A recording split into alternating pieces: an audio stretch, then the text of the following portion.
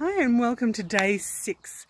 Day 6 we're heading up to the north and we'll hopefully have at least 4 or 5 different activities today. So I'm starting at Ajloun Castle and it's once again high on a hill, and it's a castle and an antiquity that has gone through many phases. A Byzantine phase, right back from the Stone Age to Christianity.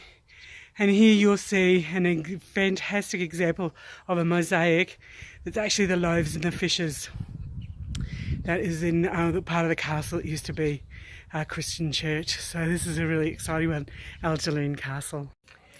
So I'm here in the forecourt of Ajloun Castle, and if you can see, just the panorama is just amazing with that high elevation. But this is really an important area in the north of Jordan.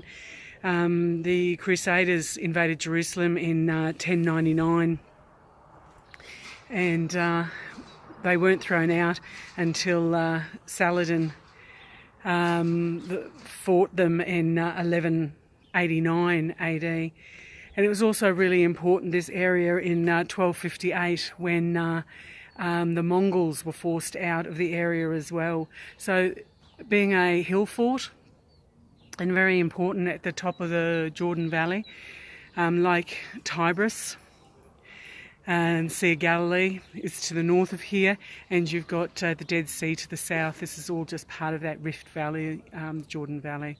Amazing place. So I've just come over to the front of the castle, and what if I can show you down here is a great precipice. Great gaping space. So this is a castle that actually had a drawbridge, and inside I'll show you where the horses were tethered to be able to raise the drawbridge. Just fantastic. Looks to be a combination of a natural fortification as well as some man-made adaptations. So I've only walked another couple of metres up into this castle, and then we can start to see those fortifications. So we saw the dry moat, and we'll see where the horses will draw up the drawbridge. But behind me is another arrow slit, which is really important. And we'll also see the box machicolations. That's what I found out is the name of those spaces where they can drop the hot water and oil down on the invading people. So as well as the towers, which gives you additional elevation. So I've walked deeper into Castle Ajloun, and I'm going to head up this staircase. And as we head up this staircase, I'll actually show you where the ropes for the horses were to draw the drawbridge.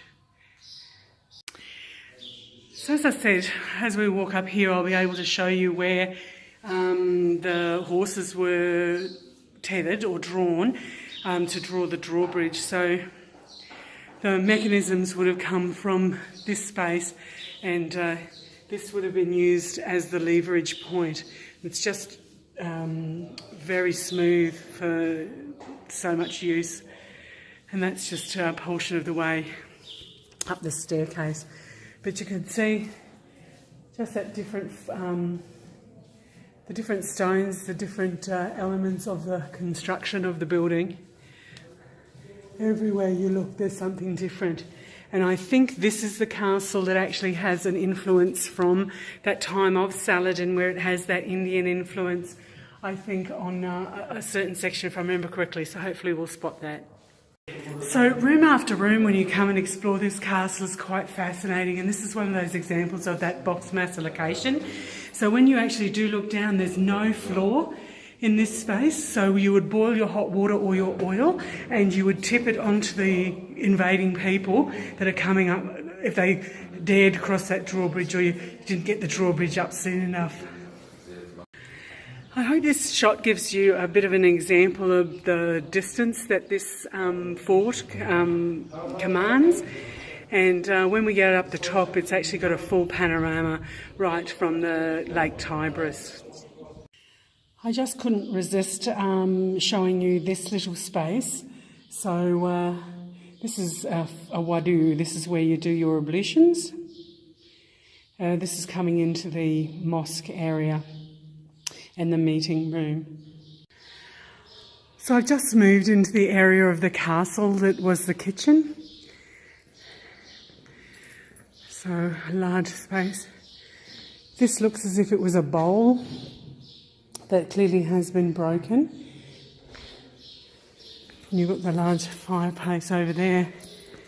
But once again, just giving you that demonstration about the elevation of this site and why it's so beneficial.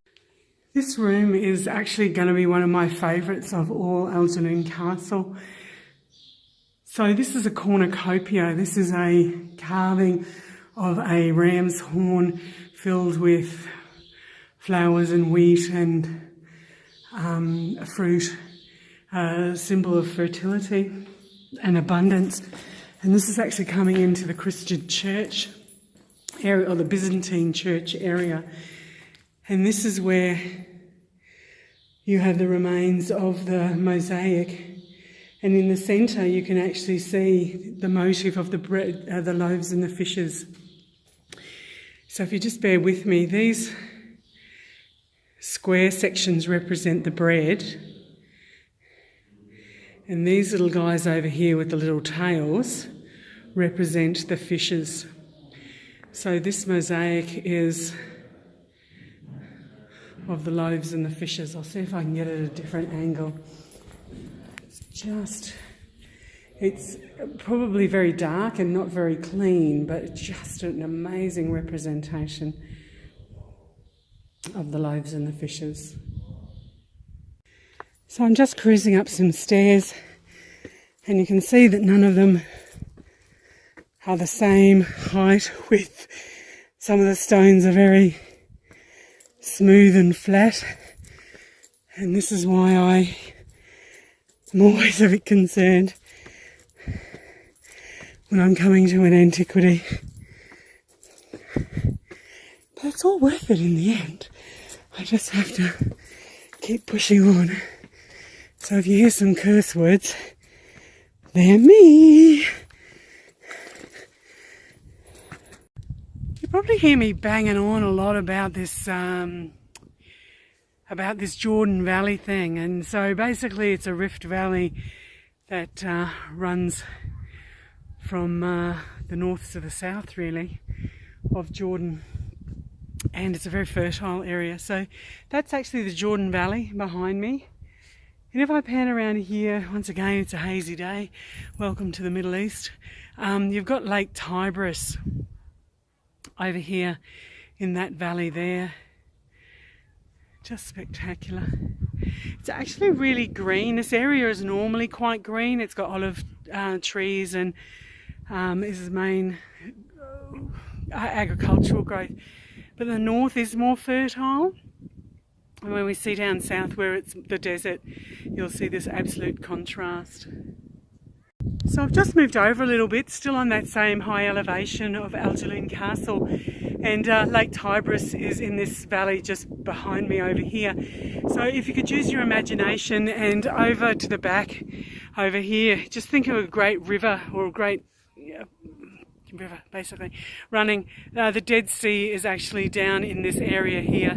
So from the north to the south, Ajloun is one of the northern cities, fortifications, that was important for absolutely every invading nation, whether it was right the way from the Byzantines to the Greco-Romans in that Hellenistic period to the Christians, the Crusaders and the Muslims. So very important area. So when I was here last time, this is a photo that I took, and I think it's probably one of the most important because it actually gives you some frame of reference to where historically the periods and the ages that we're talking about. So it says here that the modern age is from the 1918, which is basically after the Great Arab Revolt, when the then Arabs kicked the Ottomans out. But through that you've got 5 or 6 periods of Islamic rule, And then you had Byzantine, then before that Romans, then Greco-Roman, Persians, Iron Age, Bronze. It's just probably one of the most important images of the whole trip to give you some perspective. So there is a small museum in one of the antechambers of Ajloun Castle with just some exquisite examples of the finds that they've made here. Pots and crafts, oil lamps, pottery, 6th century Stone Age jar, that's amazing, and this one's a copper jar. The Umayyad period of Mar Elias, so this is the area that I'm going to go to next, just a little way down the hill. And oil lamps, just exquisite. Even though it was an everyday item, it's actually crafted so beautifully. Now, I don't normally videotape toilets, but this one is just amazing. So she's just cleaned it out with the disinfectant. The smell is still here. It's the disinfectant smell. This is the best toilet I've been to in Jordan. So as I said, I didn't actually need to go to the bathroom, but just because there was one there, I went anyway. And it was amazingly clean, as I videoed. And the other piece of magic was I couldn't find a way to flush it. So I said, how do I flush the lady? She goes, don't worry, I do that. So I came out of the stall and she goes in the stall with a bucket and proceeds to flush the toilet with a bucket of water.